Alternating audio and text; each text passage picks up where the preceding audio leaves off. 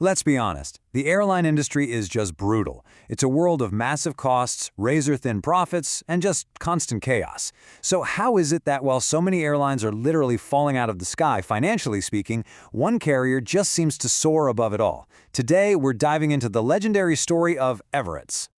And you know what? Richard Branson wasn't kidding when he said this. The aviation business is basically a financial graveyard. You've got these incredibly expensive planes, sky-high labor costs, and your entire business can get wrecked overnight by a spike in fuel prices. It is one of the toughest games out there for sure. And this slide, wow, it just lays out the reality in black and white. We've seen airlines like Go First and even Czech Airlines, one of the world's oldest, go bankrupt recently.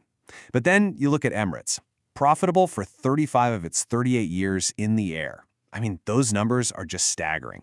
So what is their secret? How did they build an airline this tough in such a hostile industry?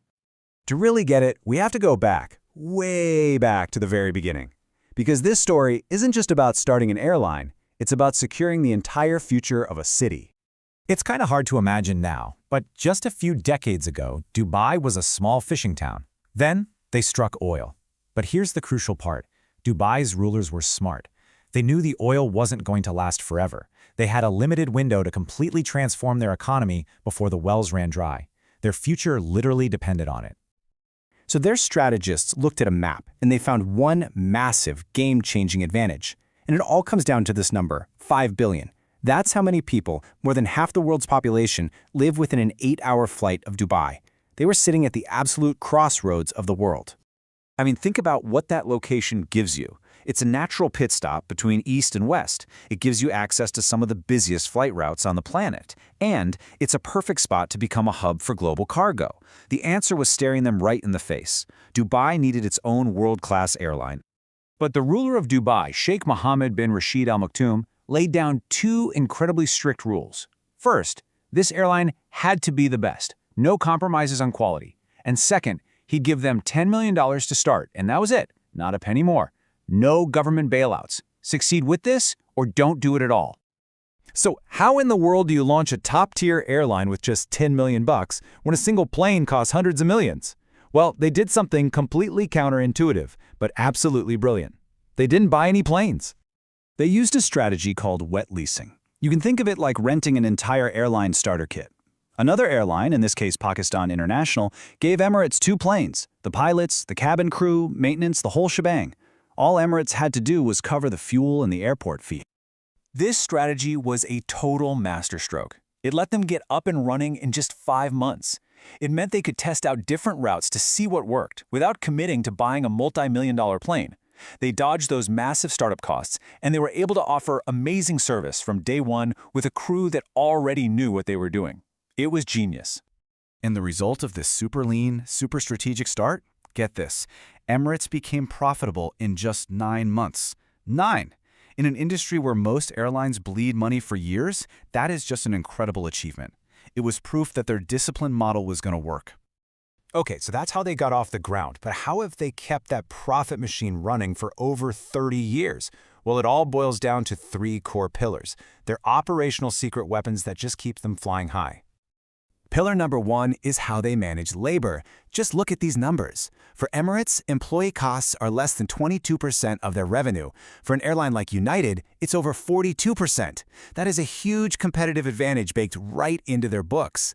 So how do they pull that off? Well, things just work a little differently in the UAE. Trade unions aren't legally recognized, which means worker strikes, which can be a constant, costly headache for European airlines, are pretty much a non-issue. They also hire from over 116 different countries and use fixed-term contracts, and in return, they offer really competitive, tax-free salaries and benefits. All right, pillar number 2, their fuel strategy. Fuel is an airline's biggest and most unpredictable expense, right? It can be 30, even 40% of revenue. So to protect themselves, Emirates uses something called fuel hedging. Just think of it like an insurance policy. They lock in a fixed price for fuel in the future, which gives them stability and predictability where it matters most. Now, the other part of their fuel strategy is just as crucial. They fly newer planes. It's pretty simple. A younger fleet is a more fuel-efficient fleet. And you can see the difference right here. The average Emirates plane is only 9 years old. Compare that to nearly 17 years for United. That saves them an absolute fortune on fuel, not to mention all the money they save on maintenance. And that brings us to the final pillar, this incredible, perfect synergy with the city of Dubai itself. It's like a flywheel that just keeps spinning faster and faster. Emirates markets Dubai on its planes, which brings in tourists. Those tourists, of course, fly on Emirates. Their loyalty miles can be used for hotels and experiences in Dubai. It's this self-feeding cycle where the airline makes the city bigger and the city makes the airline bigger. So, what's the bottom line here? When we zoom out, what can we learn from this incredible story? I think it boils down to 3 really powerful lessons that go way beyond just aviation. First, let's go back to that initial $10 million. The lesson here is that being forced to be frugal can actually spark incredible innovation. The Sheikh could have thrown billions at this, right? But he chose to set a hard limit. That forced the team to get creative, to invent that lean wet lease model, and to build a scrappy, resourceful culture that's been a competitive advantage ever since. Second, that 9-year average fleet age, that's not just about having shiny new planes. It's a masterclass in managing risk.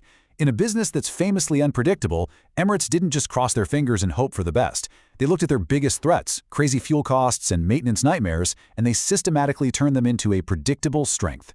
They built a business that's designed to absorb the shocks that break their rivals. And finally, that market of 5 billion people. This wasn't just luck. It was an opportunity they unlocked by thinking bigger. Emirates and Dubai aren't just 2 separate things. They are one giant symbiotic growth engine. The airline sells the city, and the city fills the airline. It's a powerful lesson in how building a connected ecosystem, not just a standalone product, can create a powerhouse that's so much bigger than the sum of its parts. Which leaves us with a final, big question to think about. Was the success of Emirates a one-time miracle? The perfect mix of time, place, and government support? Or is it a blueprint of discipline, smart risk-taking, and strategic thinking that any business in any industry can learn from? That's something worth chewing on.